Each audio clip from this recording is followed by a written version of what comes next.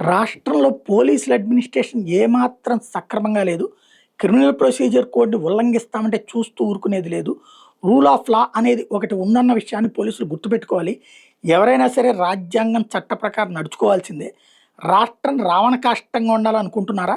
శాంతి, సామరస్యం అవసరం లేదని భావిస్తున్నారా? పోలీసులు ఏం చేస్తున్నా అడిగేవాళ్ళు లేరనుకుంటున్నారా? లేక మీరే తెలివైనోళ్ళు అనుకుంటున్నారా?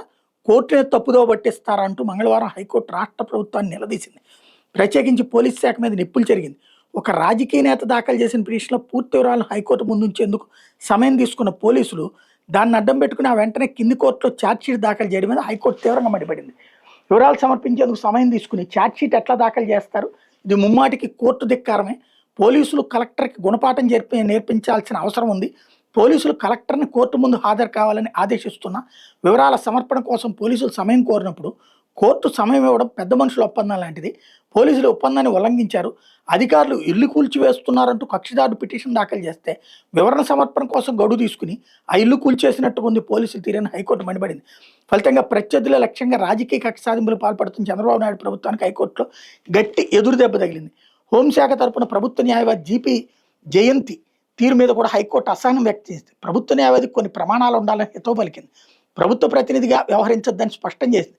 ప్రభుత్వ న్యాయవాది ఉన్నది కోర్టుకు సహకరించేందుకే తప్ప ప్రభుత్వానికి పోస్ట్ మ్యాన్గా ఉండేందుకు కాదని తేల్చి చెప్పింది. ప్రభుత్వ న్యాయవాది కోర్టు ఆఫీసర్ అన్న సంగతి మర్చిపోవద్దని ఘాటు వ్యాఖ్యలు చేసింది. పోలీసుల తరపున ప్రభుత్వ న్యాయవాది అడుసుమిల్లి జయంతి స్పందిస్తూ కేసును విచారణకు స్వీకరించాలి లేదన్నది కింది కోర్టు పరిధిలోనే వ్యవహారం అన్నారు. ఆ మొత్తం వ్యవహారాన్ని ట్రయల్లో తేల్చాల్సి ఉంటుందని చెప్పారు. అధికారులు 226 కింద హైకోర్టు ఈ కేసులో జోక్యం చేసుకోవడానికి వీలేదన్నారు. ఈ వాదన హైకోర్టు తీవ్రంగా తప్పుపట్టింది. అధికారులు 226 కింద హైకోర్టు అధికారులకు ఆకాశమే హద్దని స్పష్టం చేసింది. 3 ఏళ్లు శిక్ష పడే కేసులో 3 ఏళ్ల తర్వాత ఆ కేసును కోర్టు విచారణకు స్వీకరించడం మీద చట్ట ప్రకారం నిషేధం ఉందని గుర్తు చేసింది. 2021 పంచాయతీ ఎన్నికల సందర్భంగా అప్పటి ప్రతిపక్ష నేతకు నారా చంద్రబాబు నాయుడు, అప్పటి రాష్ట్ర ఎన్నికల కమిషనర్ నిమ్మగడ్డ రమేష్ కుమార్ మీద మంత్రి హోదాలో కొడాలి నాని పలు వ్యాఖ్యలు చేశారు. దీని మీద ఎన్నికల సంఘం సంయుక్త కార్యదర్శి గుడివాడ పోలీసులకు 2021లో ఫిర్యాదు చేశారు. దీంతో పోలీసులు కొడాలి నాని మీద కేసు నమోదు చేశారు. అప్పటి కేసు మీద ఇప్పుడు ప్రాసిక్యూషన్కి అనుమతిస్తూ ప్రభుత్వం జీవో జారీ చేసింది. దాన్ని కొట్టేయాలని కోరుతూ నాని ఇటీవల హైకోర్టులో పిటిషన్ దాఖలు చేశారు. నాని తరపున సీనియర్ న్యాయవాది చిత్తరు రఘు మంగళవారం వాదనలు వినిపించారు. 2021లో కేసు నమోదైతే 5 ఏళ్ల తర్వాత ఇప్పుడు ప్రాసిక్యూషన్కి అనుమతి ఇవ్వడం ఖచ్చితంగా రాజకీయ కక్ష సాధింపుల్లో భాగం అన్నారు. నాని మీద నమోదైన కేసును సంబంధిత కోర్టు విచారణకు స్వీకరించే గడువు ఎప్పుడో ముగిసిందని చెప్పారు. అందువల్ల సిఆర్పిసి ప్రకారం కొడాలి నాని ప్రాసిక్యూషన్ చెల్లదన్నారు.